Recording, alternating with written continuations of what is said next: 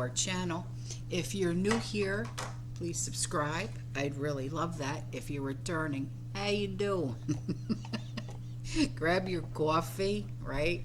Maybe a stick snack or two, and let's get into it. So, ay, madonna me, the day I've had. So, there has been new research done. I know, research, science, whatever, but it warns that green energy and the political push behind it, it's driving a shortage of sulfuric acid.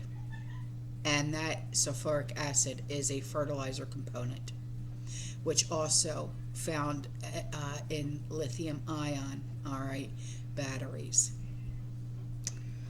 So,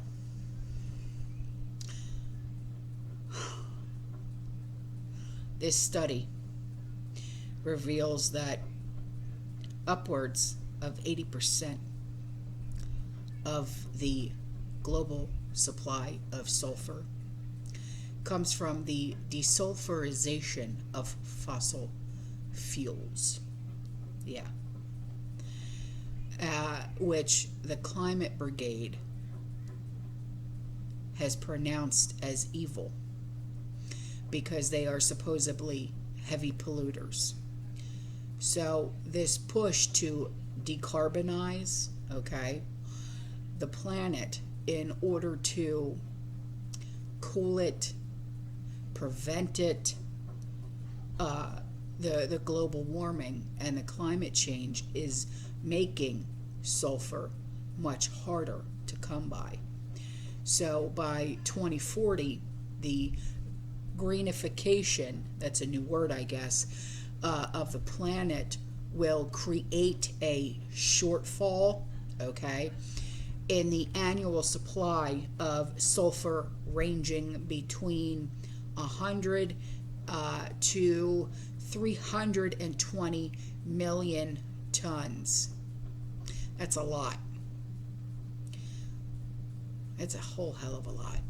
So, meanwhile, demand for sulfur appears to be increasing by the day, not only in agriculture, but also within the electric vehicle industry, okay, which requires sulfur to continue producing batteries.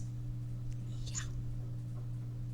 They push for these EV cars, but yet it's backfiring. But I'll go on. So, you know, the battery-powered electronics like computers, mobile phones, right?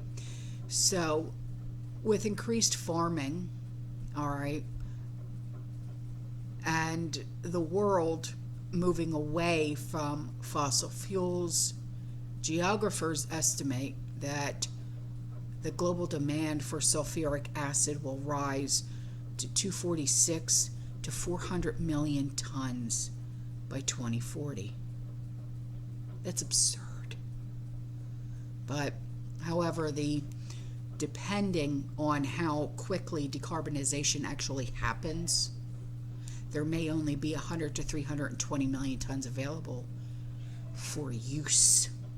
So, if fossil fuels go away, like the greenies, right, if they want them to, then we will also see global shortages of other fertilizers, like phosphorus, which is also used not only in agriculture, but also in heavy industry to extract rare metals like cobalt and nickel, okay?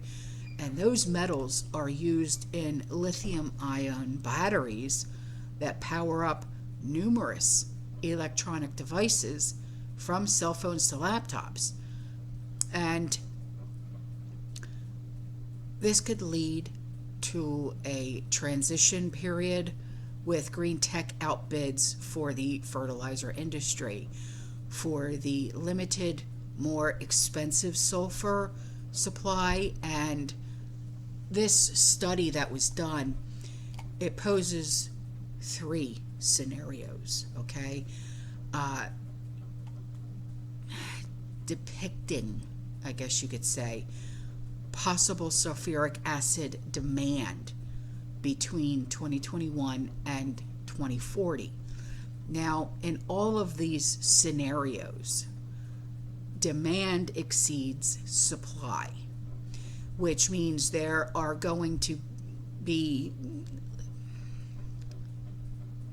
extremely serious problems in the future unless this green energy kick goes by the wayside very, very soon.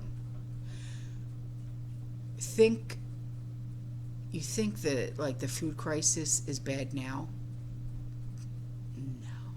Just wait a year. Just wait a year. I'm serious. It's 75% of all the grain goes to livestock. Okay, just remember that, okay? When farmers can't get the grain, they butcher their herds. Watch the price of meat rise. We've already talked about a meat tax, but watch the price of meat rise. So the fertilizer problem will significantly drop crop harvests, okay? And that will raise the price and decrease the availability of food dramatically. And I mean, starting next year.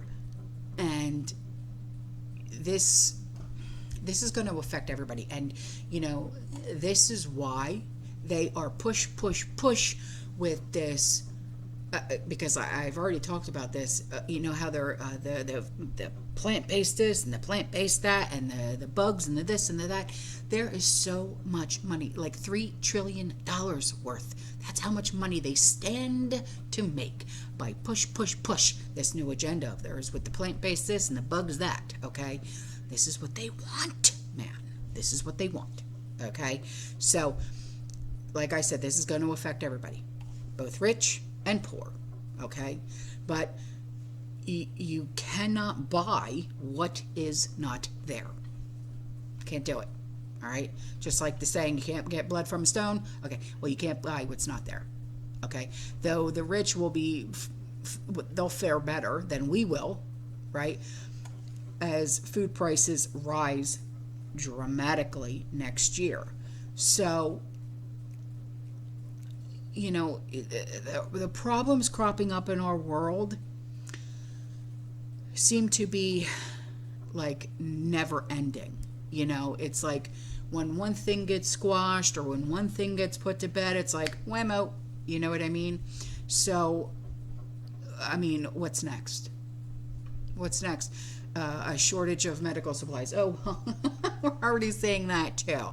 I was told months ago that someone went to the hospital and they couldn't get stitches done, so the ER doctor told them to go to the dentist. Yeah. So, you know, I mean, China makes most of our medical supplies anyways, and if China attacks Taiwan, how can the U.S. put sanctions on them? Okay, so the invasion, right, has very little to do with the coming food crisis. Very little. And I mean, speculating that there's multiple wars against humanity taking place on numerous fronts, you know, I mean, climate change has it's farce, okay, and it has everything to do with it. Just ask the farmers in Netherlands, okay, just ask the farmers in Netherlands. I mean, that this whole thing. But like I said, I mean, we have not seen the worst yet. We really have not. But this is why we prep, right? This is why we do what we do, right? This is why we live the lifestyles that we live, right? So, while we still can, amp it up. You know, amp it up. I mean, that's all we can do. All right, guys, I'm out of here. I love you. I'll see you in the next one. You stay safe, you stay positive, you keep prepping. And as always, fear less. Ciao.